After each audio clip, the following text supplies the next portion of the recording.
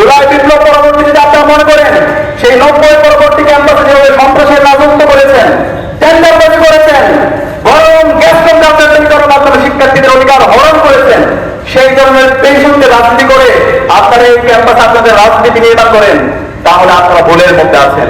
ইতিমধ্যে আপনাদের ভুল রাজনীতির কারণে শিক্ষার্থীরা ছাত্র সংসদ নির্বাচন আপনাদেরকে প্রত্যাখ্যান করেছে। এর পরবর্তীতে আমরা এখন পর্যন্ত দেখতে পাচ্ছি আপনারা নতুন কিছু নিয়ে আসতে পারেন নাই। সে আগের সন্ত্রাসের রাজনীতি, আগের হুমকি রাজনীতি, নিপীড়নের ভূমিকা আপনাদেরকে আমরা সব জায়গায় দেখতে পাচ্ছি। এইভাবে যদি চলতে থাকে তাহলে বাংলাদেশের ছাত্রলীগের যে পরিণতি হয়েছিল তার চেয়ে ভয়াবহ পর্যায়ে আপনাদের জন্য অপেক্ষা করছে। সুতরাং আমরা অনুরোধ করবো আপনারা সব ভাষায় রাজনীতি করেন, শিক্ষার্থীরা যেভাবে চায় সে আলোকে আপনাদের রাজনীতি নির্মাণ করেন।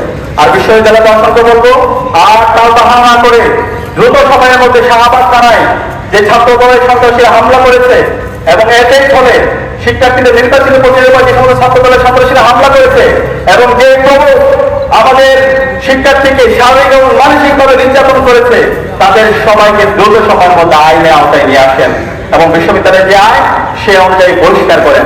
একই সাথে যারা তদন্ত কমিটি আছেন আপনারা যদি মনে করেন যে এই ধরনের মিথ্যা প্রপাগান্ডা করে ভুল তদন্ত রিপোর্ট দিয়ে আপনারা দায় মুক্তি পেয়ে যাবেন, অপরাধীদেরকে দায় মুক্তি দিয়ে আপনারা দায় মুক্তি পেয়ে যাবেন, আপনাদেরকে হুঁশিয়ার করছি যে জমিনে রক্ত পড়েছে সেই জমিনে রক্ত কথা বলবে, সেই জমিনে রক্তের প্রতিটি ফুটার মূল্য আমরা নিব ইনশাআল্লাহ।